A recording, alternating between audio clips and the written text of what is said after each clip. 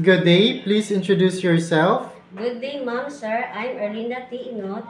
I'm 39 years old. I'm single, but I have a live-in partner. My live-in partner have a grandson. I'm the one who take care. I'm college level, taking Bachelor of Marketing Management. Why do you want to work in Hong Kong? I want to work in Hong Kong to help my family in terms of financial needs. Tell me about your experience in your previous job. I work as domestic helper in Doha, Qatar for 2 years. What are your duties? My duties cleaning, washing the clothes, fixing the bed, and prepare the foods. Did you take care of baby, child, or elderly? Yes, ma'am. I took care of baby. The age is the 5 months old man, 16 years old, 13 years old, 10 years old, and 5 years old.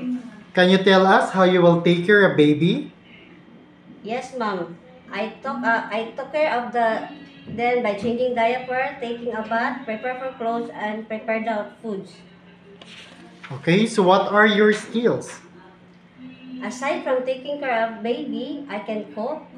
I take care of pets. What are the traits necessary to be a good domestic helper? As a domestic helper, it is necessary to be loyal, hardworking, trustworthy, and honest. Okay, lastly, anything else you want to tell to your future employer?